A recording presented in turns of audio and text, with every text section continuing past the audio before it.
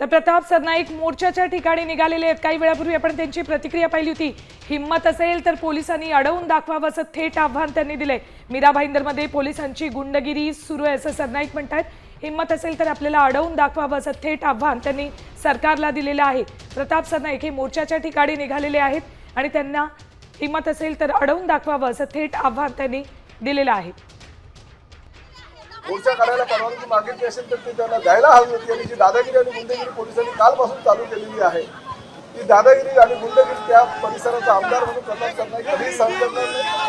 आज सकाळपासून जी काही धडपड सगळ्या मराठी कार्यकर्त्यांची आणि मराठी लोकांची मीरा भाईंदरच्या पोलिसांनी दादागिरी आणि गुंडगिरीच्या मार्गाने चालू केलेली आहे त्याचा मी निषेध व्यक्त करतो। माननीय मुख्यमंत्र्यांकडे सुद्धा निषेध व्यक्त करतो आणि आता मी स्वतः या मोर्चामध्ये सामील होण्याकरता मीरा भाईंदर शहराकडे निघालेलो आहे। जर पोलिसांची हिंमत असेल तर पोलिसांनी प्रताप सरनाईकांना अटक करून टाकावी।